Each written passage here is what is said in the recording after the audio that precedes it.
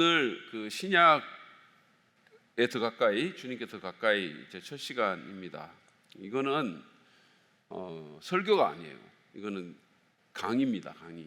그래서 조금 뭐 이렇게 은혜스럽지 않고 그냥 이렇게 어떻게 보면 여러분의 마음을 이렇게 좀 뜨겁게 한다기보다 여러분의 머리에 빛을 비춰주는 그런 역할을 하는 거죠. 그러니까 성경을 좀 더 여러분들이 잘 이해할 수 있도록 도와주는 그런 역할을 합니다. 그래서 결국은 성경을 더 잘 이해하면 우리가 또 주님을 더 잘 이해할 수 있고 영적으로도 성장할 수 있으니까 이 시간이 여러분들에게 좀 이렇게 귀한 복된 시간이 되시기를 바랍니다. 막 이렇게 막 특별한 은혜가 안 되더라도 많은 것을 좀 배우는 그런 시간이 됐으면 좋겠어요.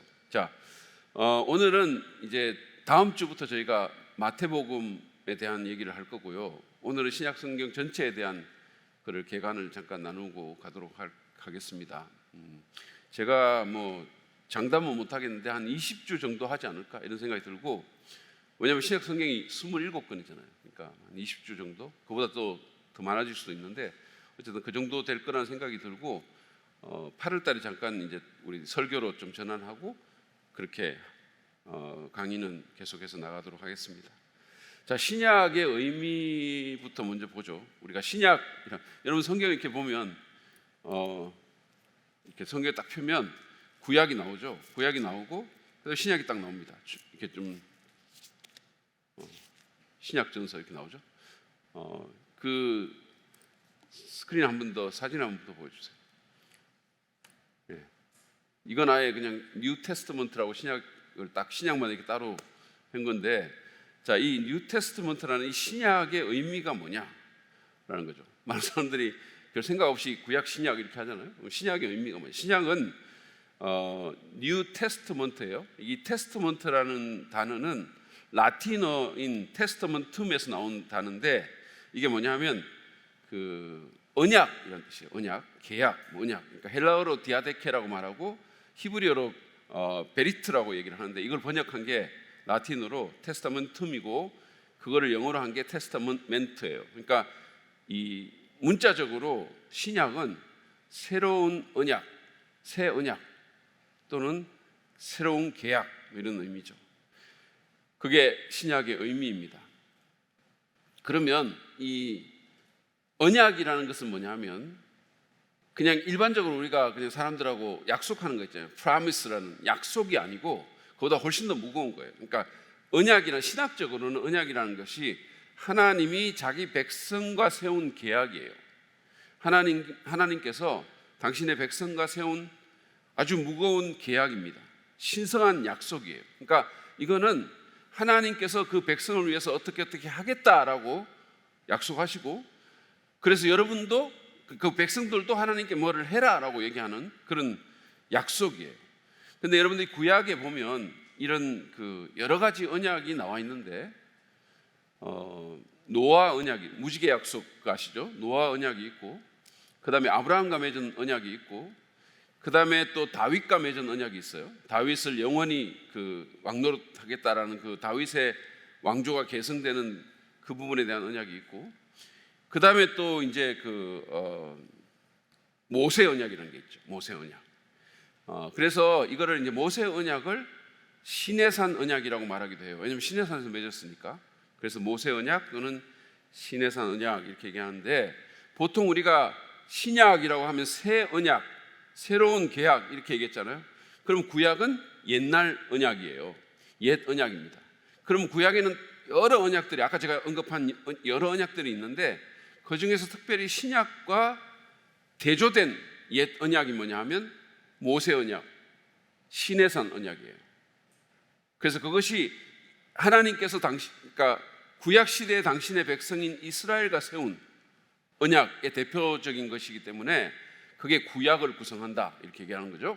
그래서 옛 언약은, 구약이라고 말하는 옛 언약은 모세 언약을 얘기하는 거고, 신약이라고 말하는 새 언약은 우리가 예수님과 맺은 언약을 얘기하는 건데, 자, 그러면 제가 그 말씀을 한번 보여드리고 읽어드릴게요.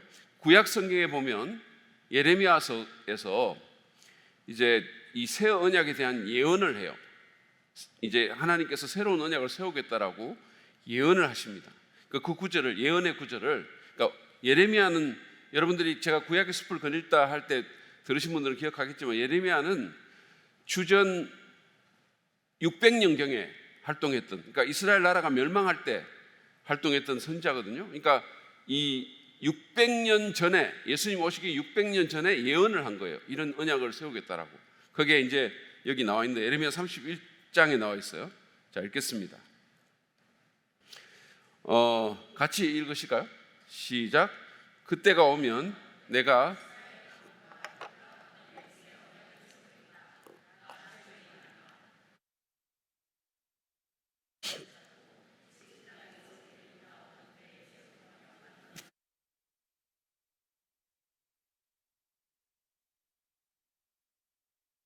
주의 말이다.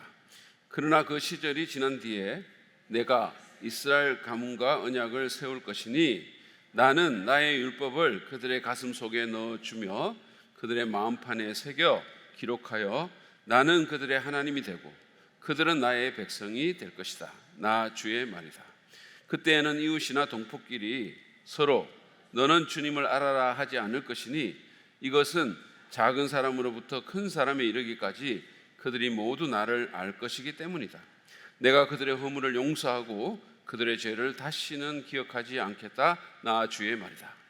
자, 이것이 이제 예레미야가 예언한 새 언약에 대한 거예요. 근데 여러분들이 그 앞에 보면 어떻게 되어 있냐면, 이 언약이, 지금 예레미야가 예언하고 있는 이 언약이 내가 그들의 조상의 손을 붙잡고 이집트 땅에서 데리고 나올 때 세운 언약과 다른 것이다, 이렇게 말했잖아요. 그러니까 그 조상의 손을 붙잡고 이집트 땅에서 데리고 나올 때 세운 언약이 모세 언약이에요. 그게 시내산 언약이에요. 그래서 그 이스라엘 백성과 하나님이 시내산에서 언약을 맺고 어떻게 되냐면 너희들이 내 백성이 되고 나는 너희 하나님이 되겠다, 이렇게 얘기한 거죠. 이게 이제 그 이스라엘 공동체와 세운 언약인데, 자, 이 새 언약은 그 옛날 언약과 같지 않다라고 얘기를 해요. 그러면서 이제 그 뒤에 이스라엘 가문과 세운다라고, 언약을 세운다라고 얘기를 하고 있고, 그때 율법을 그들의 가슴판에 새기겠다, 이렇게 얘기했어요. 자, 옛날 언약 때는 율법을 어디다 새겼죠? 율법을 돌판에 새겼죠. 근데 이 새 언약은 가슴판에 새긴다, 이렇게 얘기를 했어요. 그래서 이렇게 이제 언약을 얘기를 하고 있고, 그 다음에 그 언약의 끝 말미에 보면 뭐라고 얘기를 하냐 하면, 내가 그들의 허물을 용서하고 그 죄를 다시는 기억하지 않겠다, 이렇게 했어요. 그러니까 이 새 언약은 죄의 용서와 연관된 언약입니다. 그것도 완전한 용서와 연관된 언약임을 알 수가 있죠. 자, 에스겔서 36장 26절에서 27절도 또 새 언약에 대한 예언이에요. 에스겔이라는 선지자는 이스라엘이 바벨론에 멸망당해가지고 포로 잡혀갔을 때 그 포로 사회에서 활동하던 선지자입니다. 그러니까 이 사람도 주전 6세기 때 활동하던 선지자예요. 근데 이 사람도 지금 새 언약에 대한 예언을 해주는 거예요. 자, 보세요.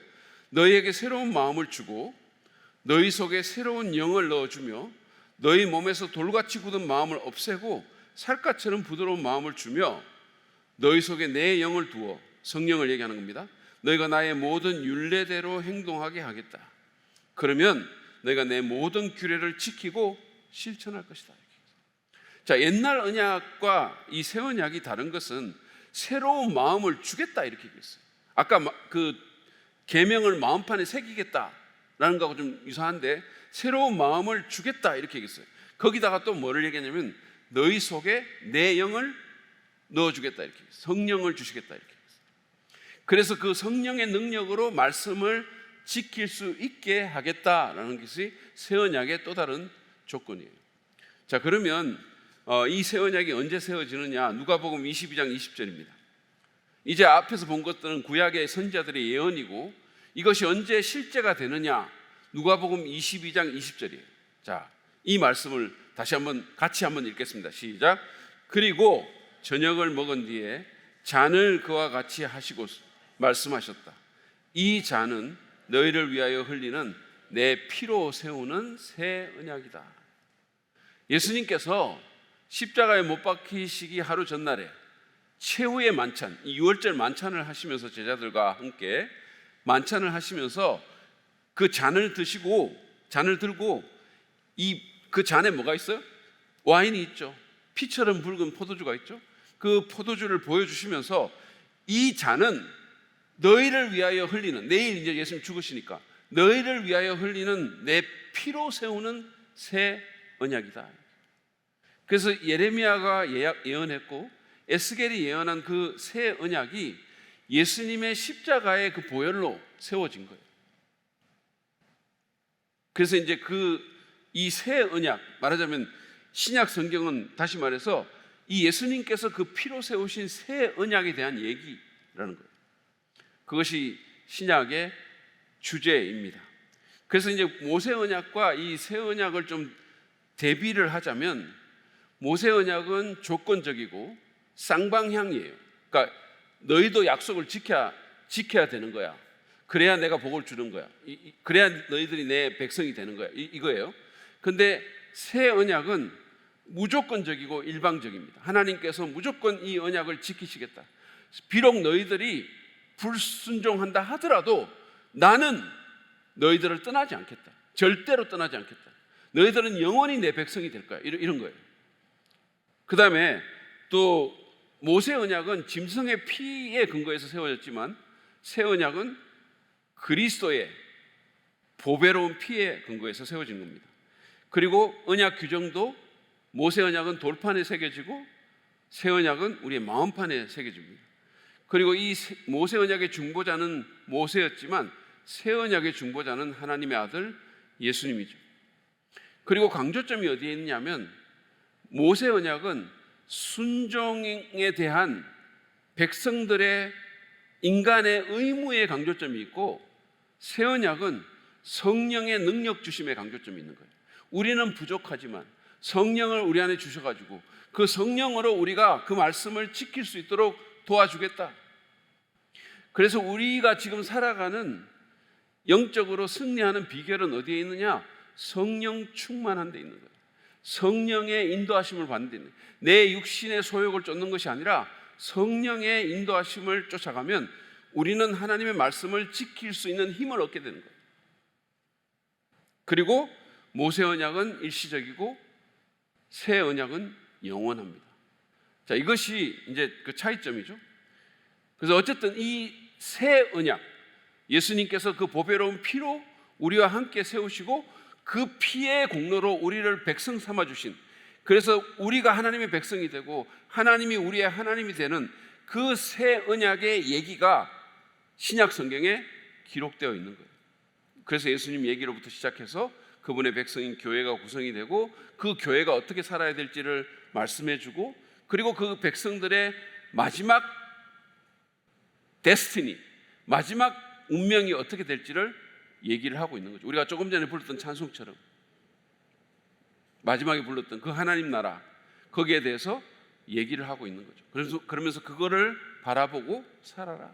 지금 눈에 보이는 이 땅의 어떤 것들을 보고 사는 것이 아니라 주님께서 이끌어 가실, 그리고 주님께서 마침내 이루실 그 나라를 바라보고 살아라. 그 나라를 소망하며 살아라. 그 소망의 힘으로 현실을 변혁시켜라. 현실의 종이 되지 말고 그 소망의 힘으로 현실을 바꾸며 살아가라. 이게 신약의 얘기입니다.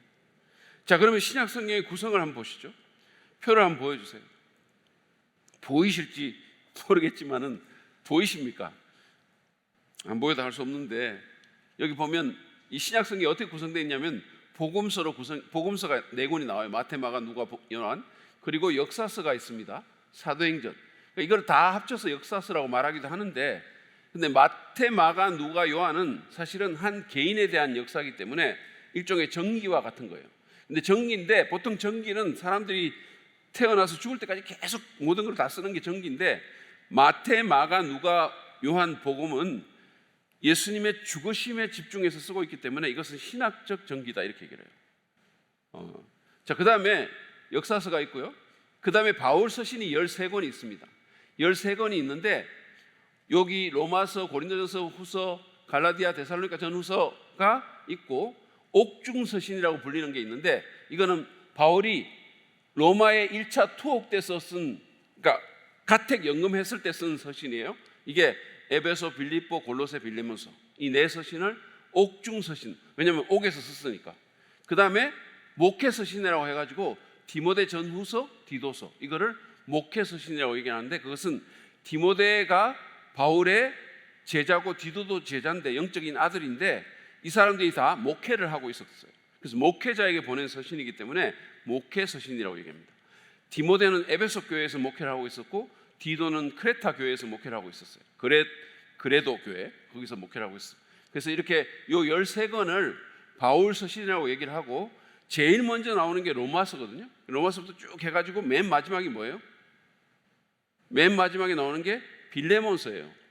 그러면 이거는 왜 이런 순서로 쓰여졌지? 혹시 궁금해 안 하셨겠죠? 전혀 안 하셨을 거예요. 근데 왜 로마서부터 세서 이렇게 빌레몬으로 나오지? 그거는 시간 순서대로가 아니고 분량대로예요. 제일 분량이 많은 게 앞에 서고 제일 분량이 없는 게 뒤에 서는 거죠. 빌레몬서는 한 장밖에 없어요. 로마서는 16장이나 돼요. 그래서 그런 순서로 쭉 이렇게 했고요. 보여주세요, 계속해서. 그리고 일반 서신은, 이게 왜 일반 서신이냐 하면 바울이 안 썼기 때문에 일반 서신이에요. 그래서 이 공동 서신이라고 말하기도 하는데, 히브리서, 야고보서, 베드로 전후서, 요한 1, 2, 3서, 유다서, 이렇게 이 7권이죠. 7권의 책을 일반 서신이라고 얘기를 합니다. 근데 히브리서는 나중에 보겠지만 저자가 익명이에요. 저자가 누군지를 정확하게 몰라요. 그리고 나머지는 다 예수님의 동생 야고보, 베드로, 그리고 요한, 그리고 유다, 이것도 예수님 동생이죠. 이 사람들이 이 8권의 일반 서신을 썼어요. 8권. 그리고 예언서라고 말하기보다는 묵시록이라고 얘기하는 게 더 낫죠. 요한계시록, 이 장르가 묵시, 예언, 서신이 다 섞여 있긴 해요. 근데 어쨌든 대표적인 장르가 묵시니까 이렇게 요한계시록이 있습니다. 그래서 이걸 다 합치면 27권이 되는 거예요. 구약 성경은 몇 권이다? 39권이죠. 그래서 3, 9, 27. 그러니까 하나님께서 우리 잘 외우라고 이렇게 해주신 거예요. 구약이 39권, 신약이 27권 이렇게 되어 있습니다. 자, 그 다음에 신약 성경의 언어를 보시면, 신약 성경의 언어는 뭘로 쓰여졌다? 한국말로 쓰여졌지. 여기 신약 보니까 원래 쓰여진 언어가 코이네 헬라어라는 거예요. 코이네 헬라어. 여러분이 알다시피 예수님 당시에 세계 공용어가 헬라어였거든요. 그러니까 왜냐하면 알렉산더 대왕이 전 세계를 이렇게 정복하면서 헬라 문화를 온 세상에 퍼뜨렸기 때문에 로마가 비록 이 당시에는 실권을 잡고 있었지만 문화적으로는 헬라 문화였거든요. 그래서 이 헬라어가 그 보편적인 언어였습니다. 그런데 이 코이네 헬라어라는 말은, 코이네라는 말이 일반적인 이런 뜻이에요. common, 그러니까 보통의 뭐 이런 뜻입니다. 그러니까 이 코이네 헬라어라는 이 헬라어는 그 당시에 일반 평민들이 쓰던 시장 언어예요. 그러니까 공부 많이 한 사람들, 뭐 소크라테스나 플라톤 같은 그런 철학자들이 쓰던 언어는 따로 있었어요. 그래서 그걸 아티케 헬라어라고 얘기를 했고, 고전 헬라어인데요. 지금 이 헬라어는 사어입니다. 지금 현대 그리스어하고는 달라요. 물론 레터는 같은 게 같지만 그 뭐 점 찍고 이런 게 다 다릅니다. 그래서 이거는 어떻게 보면 라틴어처럼 지금 현재 통용되는 언어는 아니에요. 근데 그 당시에 이 코이네 헬라어가 시장 언어, 일반인들이 보통 쓰는 그냥 일반적인 언어입니다. 그래서 어떤 학자는 이렇게 말했어요. 하나님께서 당신의 말씀을 기록할 때 철학자들의 언어로 기록한 게 아니고 일반 대중들이 시장에서 하는 언어로 기록했다는 거예요. 그러니까 그분이 어떻게 표현했냐면, 상스러운 언어로 성스러운 진리를 표현하셨다, 이렇게 얘기를 했어요. 그런데 이게 굉장히 의미심장한 거예요. 여러분 한번 생각해 보세요. 우리가 하나님 말씀이 얼마나 무겁습니까? 얼마나 고상하고 얼마나 고차원적입니까? 그러니까 플라톤이 비견할 바가 아니고 소크라테스가 대조할 바가 아닌데, 그 사람들이 쓰는 고상한 언어를 쓴 게 아니고 일반인들이 그냥 쓰는 그 시장 언어를 썼단 말이에요. 그러니까 왜 하나님께서 당신의 진리를 그런 시장 언어로 썼는지 그 뜻을 헤아릴 필요가 있는 거예요. 그러니까 모든 사람이 그 말을, 그 진리의 말씀을 받아들이기 쉽게 하려고, 이해하게 만들려고 베이비 토크를 하신 거죠, 어떻게 보면. 그러니까 우리가 그 하나님 뜻을 잘 헤아릴 필요가 있어요. 그래서 이것은 우리에게 어떻게 보면 좀 적용을 하게 만들어주는 게 있는데, 그게 뭐냐 하면, 우리가 말할 때, 일반인들과 얘기할 때, 우리가 설교할 때, 가르칠 때 사람들이 이해할 수 있는 방식으로 말해야 된다는 거예요. 그런 언어로 소통해야 된다. 괜히 그냥 높은 무슨 잘 알지도 못하는 말을 하는 것이 아니고, 또는 사람들이 쓰지도 않는 종교적인 언어를 계속 쓰는 게 아니고, 사람들이 이해할 수 있는, 시장에서 들을 수 있는 그런 언어로 말을 해라는 거죠. 하나님 말씀의 진리를, 복음을 전할 때 괜히 폼 잡고, 괜히 무슨 오늘은 무게 잡고 사도 바울의 이신 칭의에 대해서 말씀해 볼까요? 뭐 이런 식으로 괜히 그렇게 말하지 말라는 거예요.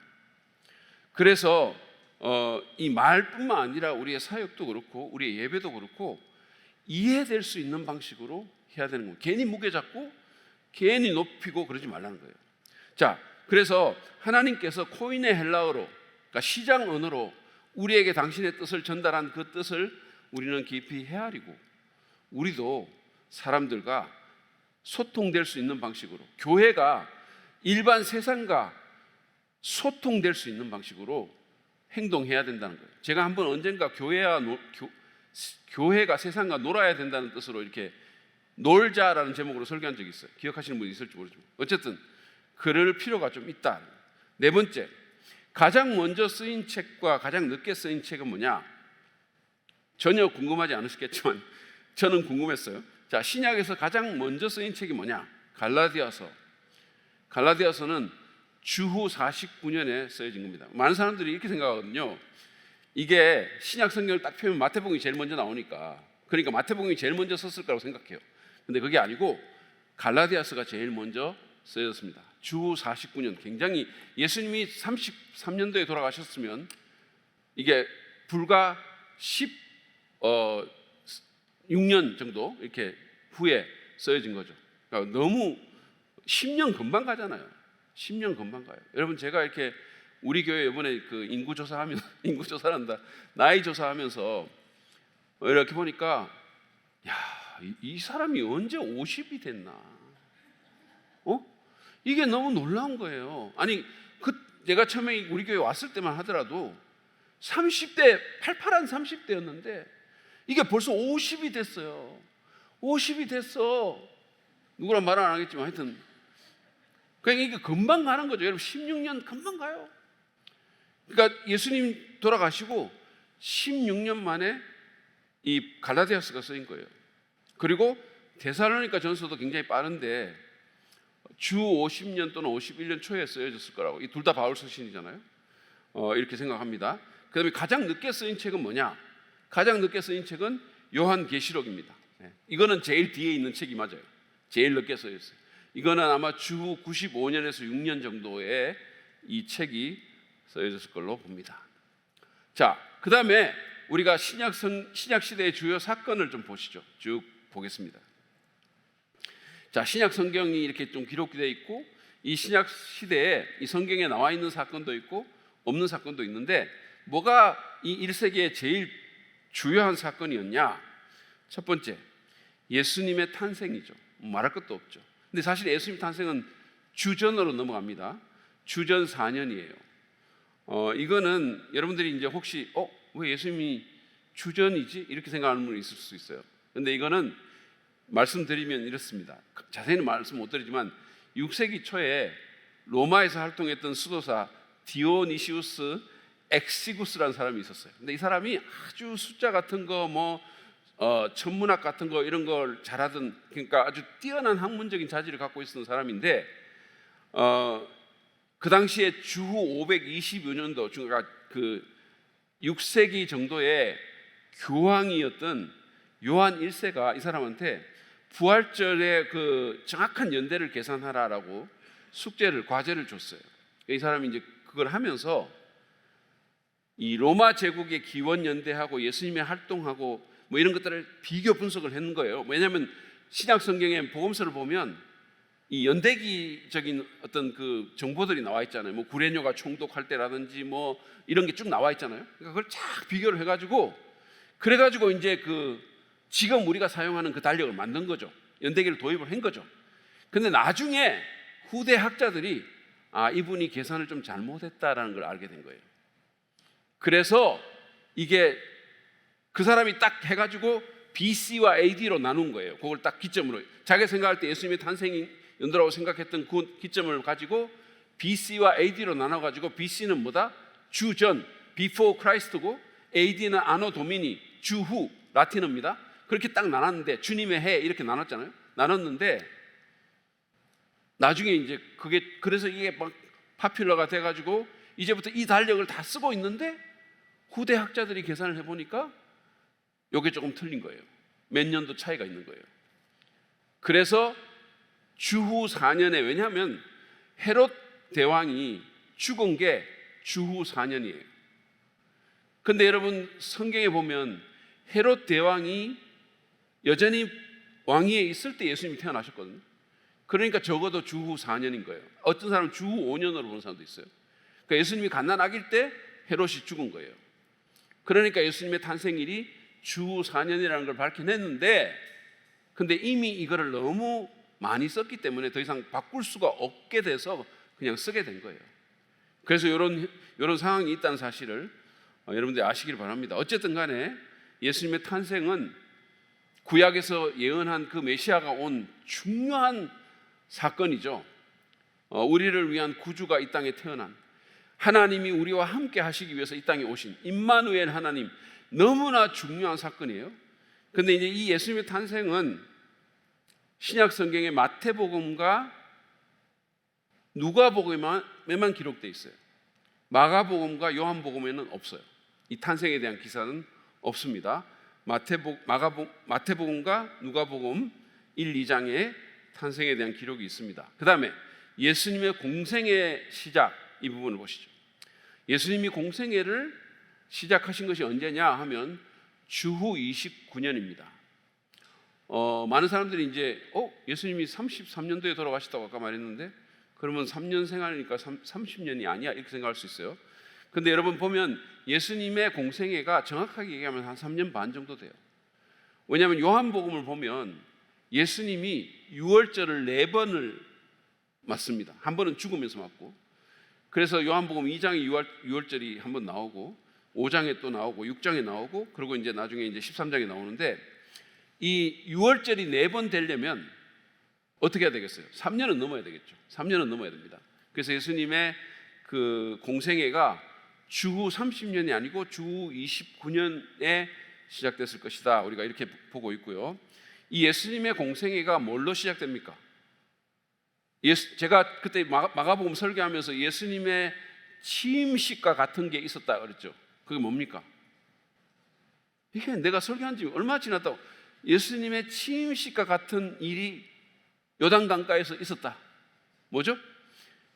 침례 받은 거죠. 예수님이 요한에게 침례를 받죠. 그게 이제 예수님이 공생애를 시작한 거잖아요. 그래서 마가복음 1장에 그 공생애에 대한 시작 얘기가 나오고, 그러고는 이제 마가복음 보면 바로 갈릴리 사역이 나오는데 사실은 그 침례 받으시고 연대기적으로 말하면 침례를 받으시고 요한복음에 보면 이 예루살렘 유다 지역의 사역이 좀 있어요. 유다 지역에서 몇 개월 동안 사역하시고 다시 갈릴리로 가십니다. 그래서 어쨌든 그게 나오는데 예수님의 공생애가 29년도에 시작이 되고요. 그 다음에 중요한 것이 뭐냐면 예수님의 십자가, 죽음, 부활, 그리고 승천입니다. 이거는 주후 33년도에 있었을 것이다 라고 우리가 그렇게 생각을 합니다.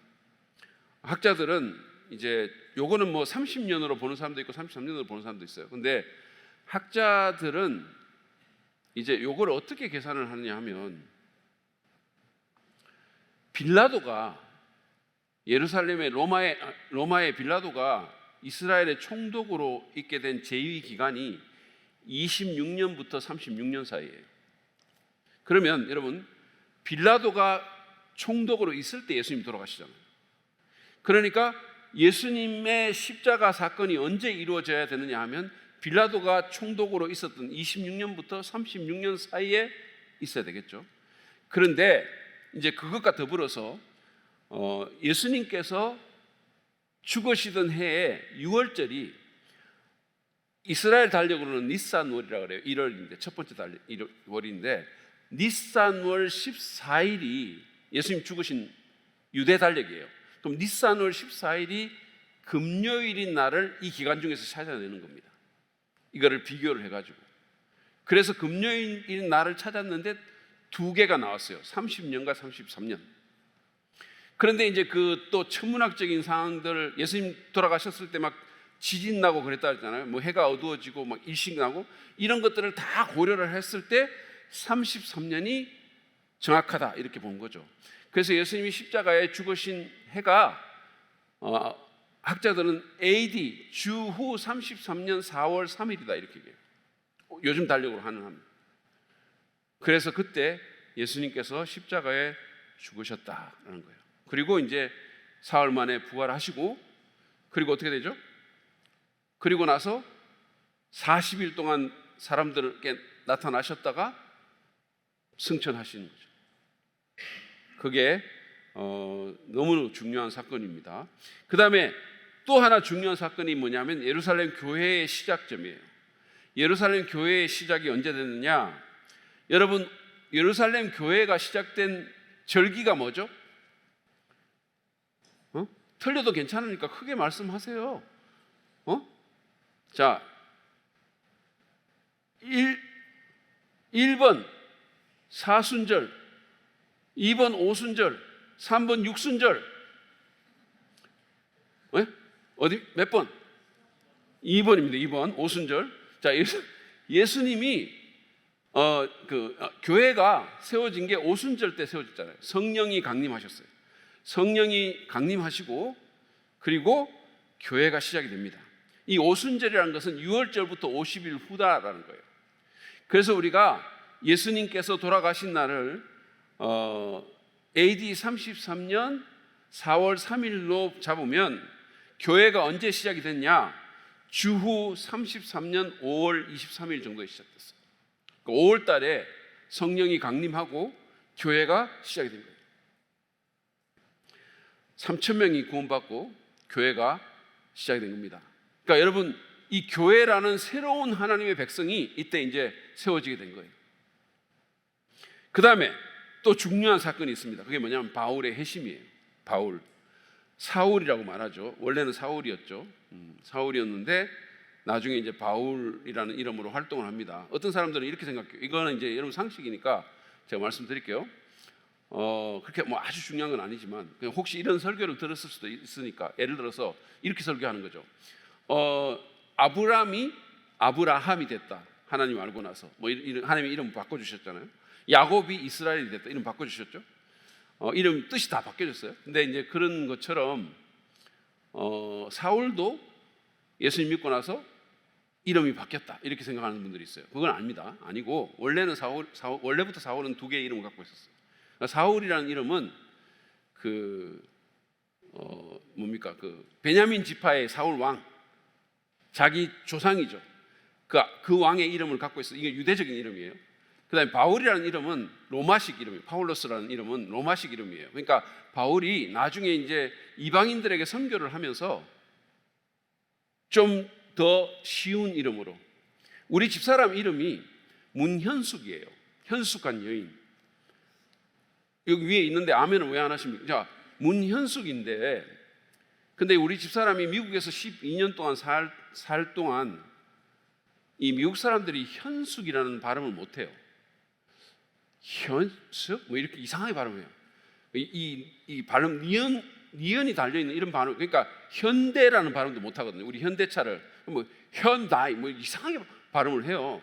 그래서 이제 우리 집사람이 미국 사람들하고 좀 더 원활한 소통을 하기 위해 가지고 이름을 두 개가 된 거예요.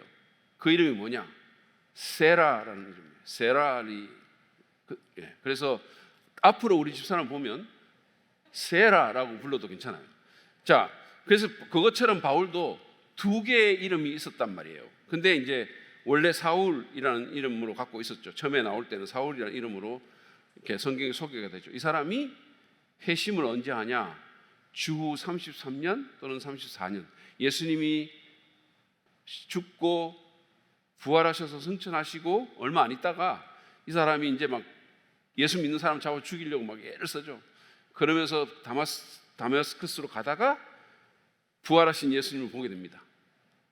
그 큰 빛, 눈을 부시는 빛 가운데서 예수님 보게 되죠. 그러면서 회심합니다.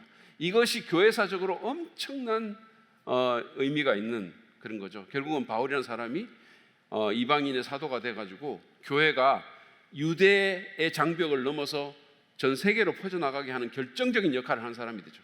자, 그 다음에 안디옥 교회의 개척입니다. 안디옥 교회의 개척. 안디옥 교회는 주후 43년도에 개척됩니다. 이게 중요한 것은 뭐냐 하면 안디옥 교회는 최초의 이방인 교회예요. 최초의 이방인 교회. 여러분, 세계 최초의 교회는 어떤 교회입니까? 세계 최초의 교회. 1번 예루살렘 교회, 2번 주루살렘 교회, 3번 사랑 믿는 교회. 세계 최초의 교회가 뭐죠? 1번이죠. 1번 예루살렘 교회잖아요. 그러면 세계 최초의 교회는 예루살렘 교회인데 유대인 교회였죠. 유대인들로 구성된 교회였었어요. 근데 최초의 이방인 교회는 안디옥 교회입니다. 근데 이 안디옥 교회가 개척된 이 사건이 참 특이해요. 왜냐하면 이거는 목사나 선교사가 개척한 교회가 아니고 예루살렘 교회에 큰 박해가 나가지고 그 스데반이 죽고 막 이런 일이 있었잖아요. 그래서 사람들이 흩어져요.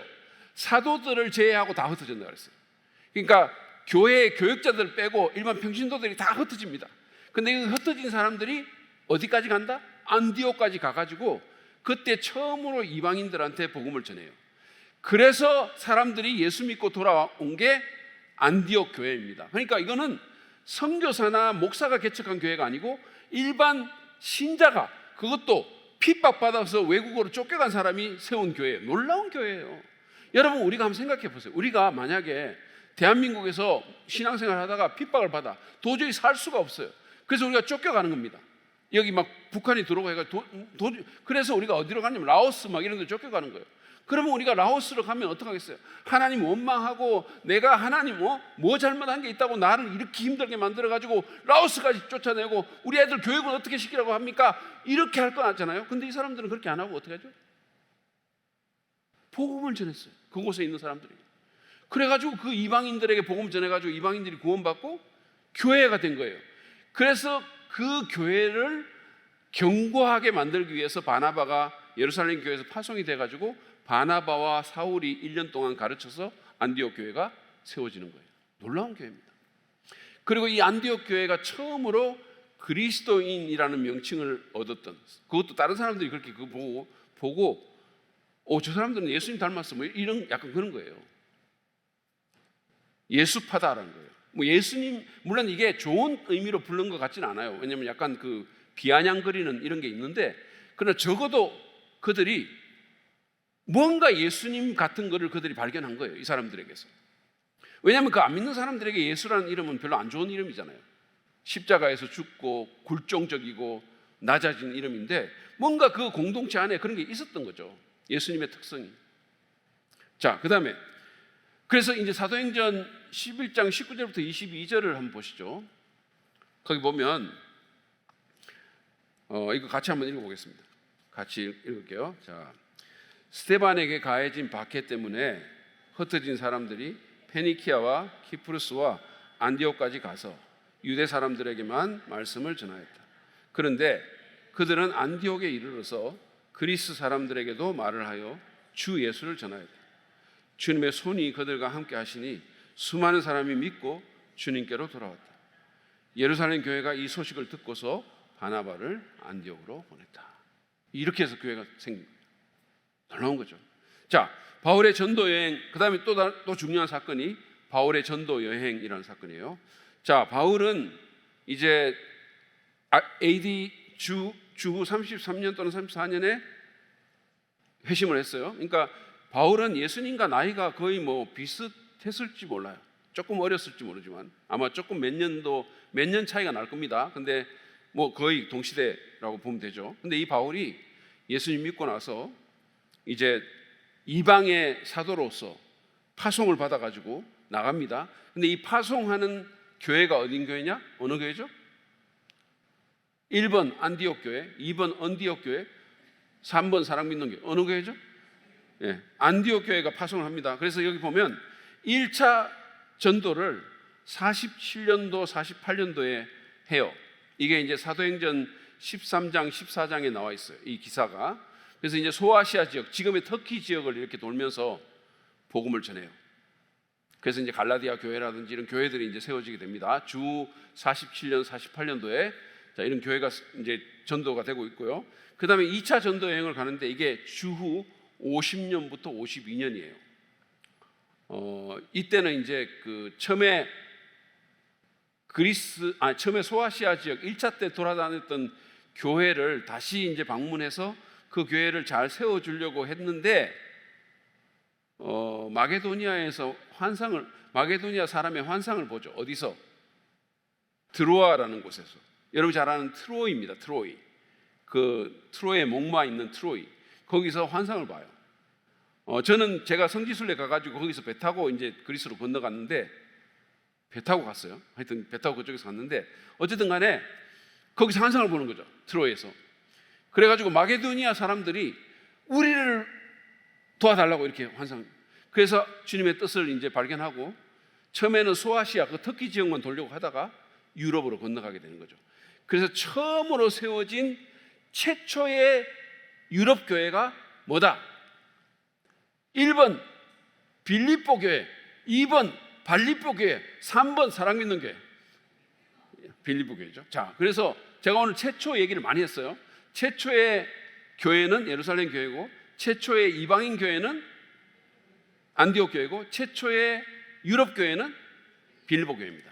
자, 그래서 이제 빌립보에 가서 복음을 전하게 되죠. 그래서 2차 전도 여행은 이제 그리스로 가는 거예요. 유럽으로 가는 거예요. 유럽으로 가가지고 거기서 빌립보, 데살로니가, 뭐 베레아, 아테네 이런 고린도 여기를 막 돌면서 교회를 세우는 거죠. 이게 이제 2차 전도 여행인데 이게 사도행전 15장부터 38장에 나와 있어요.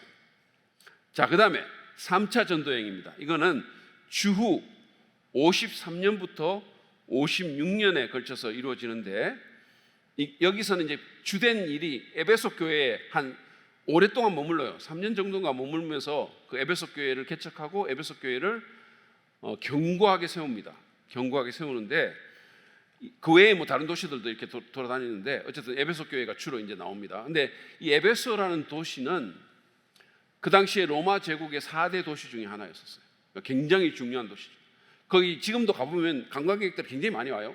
그 셀수스인가 하여튼 그 도서관 6만 권이나 그 당시에 소장하고 있던 도서관의 유적지도 있고 아주 볼 게 많습니다. 근데 신전도 많고. 근데 바울이 거기 가가지고 그 로마 제국의 심장과 같은 곳에 교회를 세우는 거예요. 이게 이제 3차 전도 여행입니다. 자, 지도를 한번 보여주죠. 지도. 여기 보면 뭐 잘 보이실지 모르겠지만 어쨌든 이제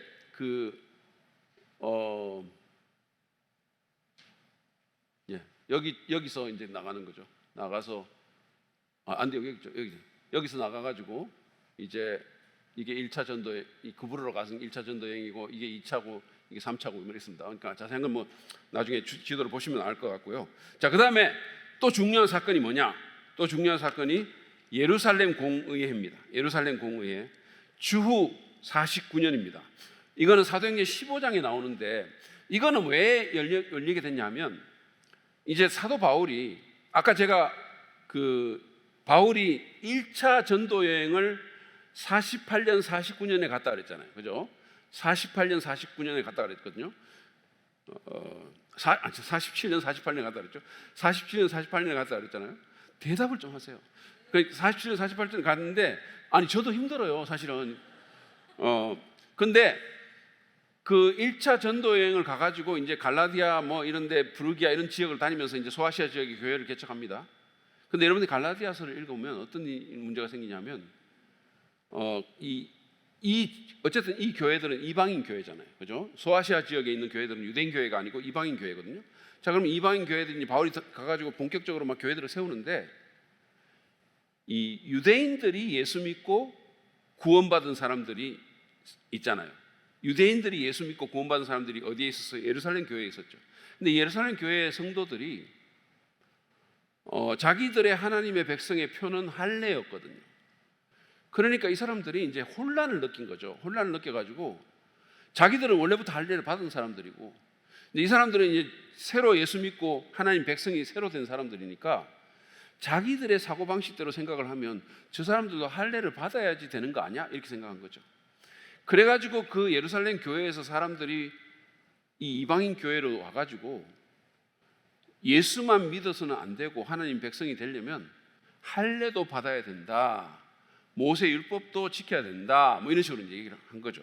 그래가지고 대혼란이 생긴 거예요.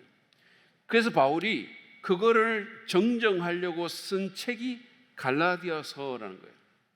그래서 내가 전한 복음 외에 다른 복음, 아까 말한 게 그게 다른 복음인데, 다른 복음을 전하면 저주를 받아라 이렇게 얘기했어요. 하늘로부터 내려온 천사가 한다 하더라도 저주를 받아라. 자, 이런 일들이 있고 나면서 이제 바울이 이게 정리가 좀 필요했던 거예요. 그래서 어떡하냐? 바울과 바나바가 예루살렘에 와가지고 그 당시에 교회에 말하자면 수장과 같았던 베드로 같은 사도들에게 이거에 대해서 명확하게 결론을 내자 이렇게 됩니다. 그래서 이제 열린 회의가 바로 예루살렘 공의회인데, 이것이 교회사적으로 너무나 중요한 것은 뭐냐면, 여러분이 너무 잘 아시다시피 이 회의를 통해서 어떤 결론을 내렸냐? 이방인들은 예수만 믿으면 된다, 할례 안 받아도 된다. 이방인들은 모세 율법 안 지켜도 된다. 이게 이제 그게 결정이 난 거죠. 나가지고 오직 예수, 오직 믿음의 결정이 난 게 바로 이 공의회예요. 그러니까 이 회의는 복음의 성격을 규정한 매우 중요한 회의입니다.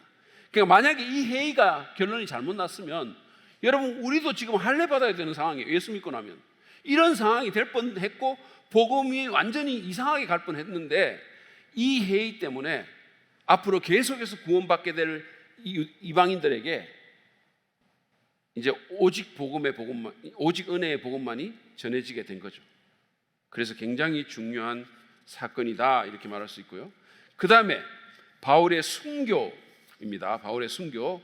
바울의 순교는 주후 67년 아니면 68년 정도로 봐요. 왜냐하면 바울이 네로 황제 때 죽거든요. 그러니까 네로 황제가 68년도인가 자살을 해요. 그러니까 그 전에 이제 죽는데, 여러분 여기 보면 그 바울의 순교 장면이 이렇게 새겨져 있어요. 이렇게 그림으로 이렇게 새겨져 있고, 네로 치하에서 칼로 목, 참수형이죠. 칼로 목을 베어서 이제 죽는데, 지금 그가 순교 당했던 그 지역에 교회가 세워져 있어요. 여기 보면 바울 순교 교회라고 교회가 세워져 있고, 이게 이제 오스티아 가도라고 해가지고 로마에서 이렇게 나가는 길에 있는 그 길이에요. 그래서 여기서 이제 바울이 죽습니다. 참 하나님을 신실하게 섬겼잖아요. 그러니까 바울이라는 사람은 정말로 하나님을 신실하게 섬겼고, 만약에 예수님을 안 믿었다면 이 사람은 인생이 그냥 확 풀릴 사람이에요. 그런데 예수님 때문에 이게 인생이 세상적으로는 너무 많이 꼬이게 된 거예요. 배고프고 줄이고 돌 맞고 죽을 뻔하고, 그러다 결국은 어떻게 합니까? 감옥에 갇혔다가 칼로 목이 베어서 죽는 거예요. 이런 인생이 세상에 어디 있습니까? 여러분 한번 생각해 보세요. 만약에 우리가 오늘날 이런 대우를 받는다면, 예수 믿었다는 것 때문에 우리 삶에 이런 게 나온다면 우리가 어떻게 반응할까요? 그럼에도 불구하고 바울처럼 하나님 찬송하고 주님의 이름이 높임을 받을 거라고 그렇게 말하고, 내가 나의 달려갈 길을 다 달렸다, 이제는 나를 위해서 의의 면류관이 있다, 이렇게 하면서 희망에 찬 죽음을 죽겠습니까? 이거 한번 생각해 보시라고요. 그러니까 우리가 오늘날 너무 이렇게 우리의 시각이 너무 지상적이에요. 너무 지상적이에요. 그래서 우리가 하나님의 어떤 선하심이라든지 하나님의 능력이라든지 이런 것들을 자꾸 이 땅에서 우리에게 닥치는 어떤 걸로만 자꾸 평가를 하려고 해요. 그래서 내가 좀 잘 되거나 뭐 이런 것이 있으면 뭐 돈을 좀 많이 벌거나 아니면 건강하거나 뭐 아니면 자식이 명문대 가거나 뭐 이런 일이 있으면 하나님이 선하시다라고 생각해요. 근데 이게 해도 일이 안 되면, 지질이 안 되면, 무슨 목회를 했는데 목회도 안 돼, 무슨 자꾸 병이나 교회 열심히 나왔는데 뭐 사업도 잘 안 돼, 뭐 이러면 있잖아요. 하나님 뭐야? 이렇게 되는 경우가 너무 많다는 거죠. 그래서 저는 우리가 이런 생각을 좀 했으면 좋겠어요. 그러니까 오늘날 우리 기독교 영성 중에 제가 오늘 이거 우리 집사람이 안 그래도 이거 다 못한 거라고 뭐 이렇게 굉장히 우려하고 막 했는데 여기만 하고 마칠게요. 왜냐면 다음 시간에 또 있으니까. 뭐 시간은 계속 있는 거잖아요. 그렇죠. 시간은 계속 있습니다. 참으로 감사하죠. 근데 어쨌든 간에 우리가 사도 바울이, 자, 이거 신약 성경하고도 연관돼 있어요. 사도 바울이 어떤 그리스도인의 영성을 평가할 때 세 가지를 가지고 평가를 했어요. 그게 뭐냐 하면 사랑과 믿음과 소망이에요.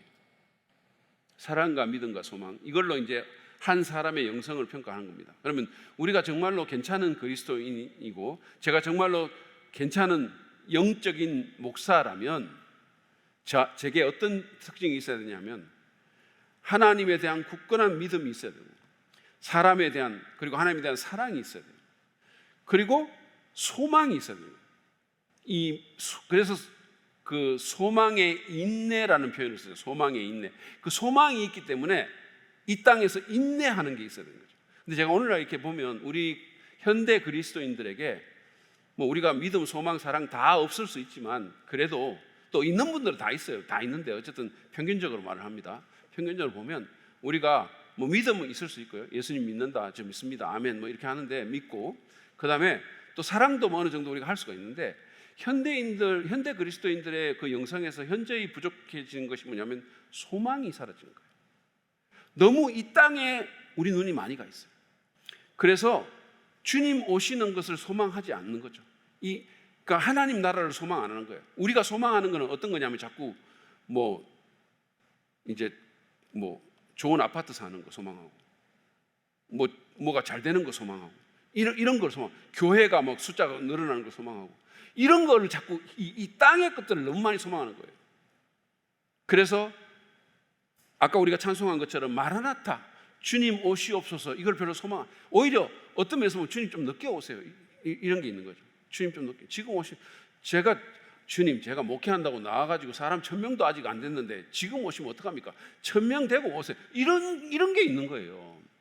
그러니까 너무 이런 게 없고 하나님 나라에 대한 소망이 없고 자꾸 눈앞에 보이는 거 보고 살아가는 거예요. 그리고 그걸로 자꾸 하나님의 선하심과 능력을 평가하는 거예요. 그래서 그게 좀 안 되면 실족하고 시험받고 믿음이 떨어지고 이런 일들이 벌어지는 거예요. 여러분, 그러면 안 됩니다. 우리가 바라봐야 될 것은 뭐냐면 우리의 복스러운 소망, 예수 그리스도의 나타나심이에요. 그때 우리의 모든 소망이 이루어지고 우리의 모든 희망이 이루어지고 우리가 바라던 모든 것이 거기서 이루어지는 거예요. 이 땅은 뭐냐? 이 땅은 어떻게 보면 그것을 준비하며 살아가는 훈련 장소 같은 데고 준비하는 곳이고 더 많은 사람들 주님께로 인도하는 곳이고 이런 곳이에요.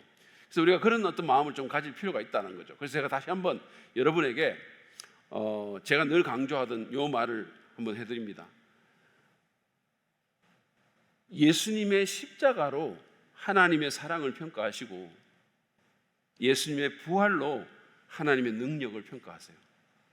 다른 걸로 평가하지 말고, 눈에 보이는 걸로 하지 말고 십자가로 하나님이 여러분을 얼마나 사랑하는가를 평가하시고 부활로 하나님이 얼마나 능력이 있는 분인가를 평가하세요. 그러면 우리가 실족하지 않고 살아갈 수가 있는 겁니다. 자, 그 다음에 제가 아까 여기까지 하고 끝낸다 그랬죠. 여기까지 하고 끝낸다 그랬는데 제가 보니까 2개가 남아 있는데요. 그냥 여기까지 하고 끝내겠습니다. 끝내고, 자, 그러면 다음 시간에 남은 부분들, 여러분 1차 유대 전쟁과 예루살렘 성전 파괴라는 거 너무 알고 싶지 않으세요? 이게 어떤 일이 벌어졌는지 너무 알고 싶지 않으십니까? 아니, 이거 진짜 여러분 아셔야 돼요. 이거 성경에는 잘 안 나오는 거거든요. 굉장히 중요합니다. 자, 요거하고 도미티아누스라는 사람이 있어요. 그 황제가 어떻게 교회를 핍박했는지, 요거 그래서 어떤 일이 신약 성경에 이걸로 인해서 있게 됐는지 너무 궁금하시죠? 어떻게 일주일을 기다릴까 모르겠죠. 자, 그런데 요걸로 저는 마무리합니다. 요걸로 마무리하고 다음 시간에 남은 부분들을 보도록 하겠습니다.